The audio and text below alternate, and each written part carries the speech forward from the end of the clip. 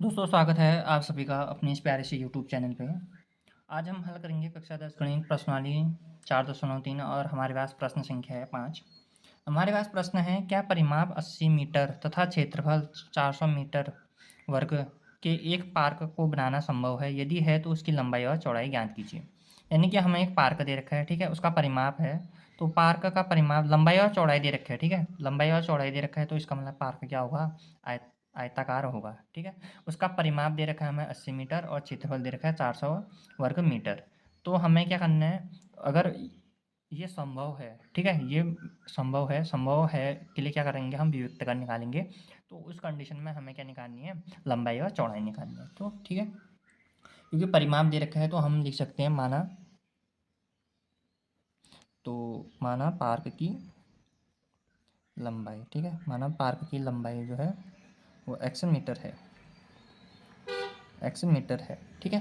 क्योंकि पार्क, अब हमें दिया है, क्या दे रखा है, हमें दिया है पार्क का परिमाप, बराबर कितना है, 80 मीटर है, ठीक है। पार्क का परिमाप कितना है, 80 मीटर है। तो हमें इस कंडीशन में क्या दे रखा है, क्योंकि आयत का परिमाप हमारे पास, आयत का परिमाप क्या होता है, 2 गुणा लंबाई धन चौड़ाई। तो 2 गुणा लंबाई धन चौड़ाई, ठीक है, बराबर कितना होता है हमारे पास, 80 मीटर, ठीक है, बराबर दे रखा है 80 मीटर, ठीक है। तो अब हम इसको सॉल्व करेंगे तो 2 गुणा एक्स, ये लंबाई कितनी है, एक्स धन चौड़ाई, बराबर कितनी है, एक्स। तो ये गुणा में है तो दूसरी ओर क्या जाएगा, बट्टे में। तो एक्स धन चौड़ाई बराबर कितना आ जाएगा, 80/2। तो 80/2 कितना होता है, 40, ठीक है। तो ये एक्स के आगे कोई चिन्ह नहीं है तो कौन सा चिन्ह माना जाता है, धन। तो जब धन दूसरी हो जाएगा तो क्या बनेगा, ऋण। तो यहाँ पर 40 है तो यहाँ बन गया एक्स, 40 ऋण एक्स मीटर, ठीक है, जो 40 ऋण एक्स मीटर। तो ये हमारे क्या आ गया, इसका चौड़ाई आ गया, ठीक है। चौड़ाई कितनी आ गई, 40 ऋण एक्स मीटर। अब हम क्या करेंगे, हमने क्या, हमारे पास लंबाई आ गई एक्स और उसकी चौड़ाई आ गई 40 ऋण एक्स मीटर। तो अब हम क्या करेंगे, पार्क का क्षेत्रफल, ठीक है। तो पार्क का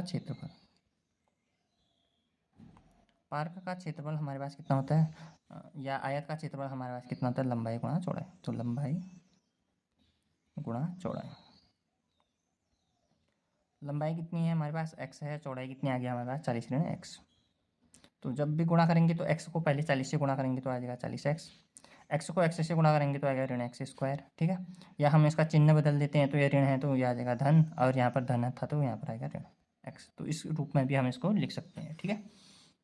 या तो ऐसा ना लिखिए, ठीक है, आप यहाँ पर, चलो इतना ही रहने दो, अभी इस स्टेप को नहीं करेंगे वरना थोड़ा कन्फ्यूजन हो जाएगा, ठीक है। तो यहाँ पर 40x ऋण एक्स स्क्वायर आ गया, ठीक है।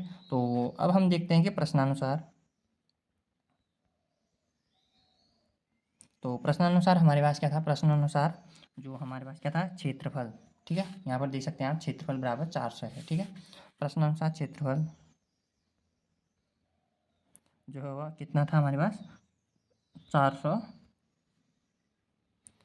वर्ग मीटर। तो क्षेत्रफल इतना है, तो कहने का अर्थ है यहाँ पर क्षेत्रफल इतना आ गया था, 40x ऋण एक्स स्क्वायर, और यहाँ पर कितना है, 400, बराबर कितना हो जाएगा हमारे पास, 400, ठीक है।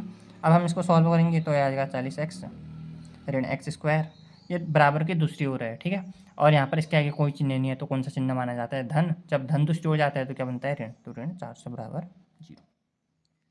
अब हम क्या कर देते हैं, इनके चिन्ह चेंज कर देते हैं, ठीक है। तो ये ऋण था तो इसको धन बना देते हैं, यहाँ पर धन था तो इसको ऋण बना देते हैं, और यहाँ पर ऋण है तो इसको क्या बना देते हैं हम, धन, ठीक है, बराबर 0, ठीक है। यह हमारे पास क्या आ गया, द्विघात समीकरण आ गया। अब हमने क्या, क्वेश्चन में क्या दिया था कि क्या ये स्थिति संभव है। जब भी हम इस प्रकार के प्रश्नों को करेंगे कि क्या ये स्थिति संभव है, तो हमें सबसे पहले क्या करना पड़ेगा, वियुक्त कर निकालना पड़ेगा। और जब भी हम विविक्त कर निकालते हैं तो हमें पता होना चाहिए कि क्या होना चाहिए, विविक्त कर कैसे निकालते हैं, ठीक है। तो विविक्त कर निकालने के लिए ये समीकरण है तो इसकी तुलना हम करते हैं, ठीक है। तो द्विघात समीकरण X square plus P X plus C बराबर 0 से तुलना करने पर, से जो हम इसकी तुलना करने पर जब हम इसकी तुलना करते हैं इस समीकरण से तो हमें क्या प्राप्त होता है, तो एक्स स्क्वायर के आगे यहाँ पर कुछ नहीं है तो एक माना जाता है, तो यहाँ पर कितना है ए होगा। ऐसे एक्स के आगे बी है, यहाँ कितना है 40 है, तो पी बराबर ऋण 40 और सी बराबर कितना आ गया हमारे पास 400। ठीक है, यह हमारे पास 4। तो हम क्या निकालते हैं इसके लिए, विविक्त कर निकालते हैं। तो विविक्त का डी कैसे निकालते हैं, विविक्त का बी स्क्वायर माइनस 4ac से। ठीक है, तो बी कितना है हमारे पास यहाँ पर ऋण 40 है, तो ऋण 40 का वर्ग ऋण 4 गुणा ए गुणा सी, तो 4 गुणा ए कितना है 1 है और सी कितना है हमारे पास 400 है। तो हम इसको सॉल्व करेंगे तो 40 का वर्ग यानी कि 40 गुणा 40 कितना होता है 1600। ऋण 4 गुणा 4 कितना होता है 16 और यहाँ पर 2 जीरो हैं तो 1600 ही आ जाएगा। तो 1600 ऋण 1600 बराबर कितना होता है हमारे पास 0। ठीक है, तो जब भी डी का मान हमारे पास 0 के बराबर आता है तो हम कह सकते हैं कि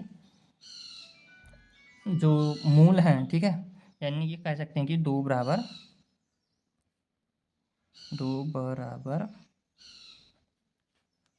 वास्तविक मूल होंगे, दो बराबर वास्तविक मूल हैं। ठीक है,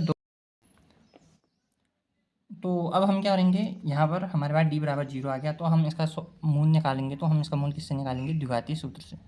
तो द्विघातीय सूत्र हमारे पास कितना होता है, सूत्र होता है minus B plus minus root D upon 2a। ठीक है, यह हमारे पास द्विघातीय सूत्र आ गया। तो द्विघातीय सूत्र माइनस बी, तो माइनस बी कितना है ऋण 40, तो ऋण 40 धन रूट डी कितना आ गया हमारे पास 0 आ गया, बट्टे 2 ये बना 2 गुणा ये।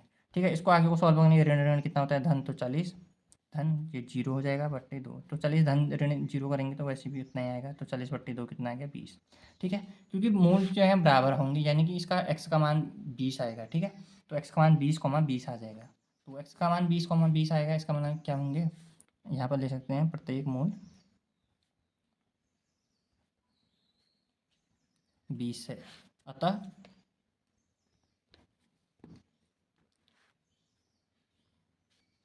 अतः क्या है, ऐसा पार्क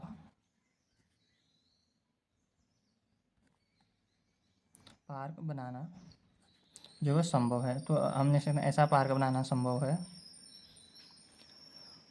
और क्या है हमारे पास, और पार्क की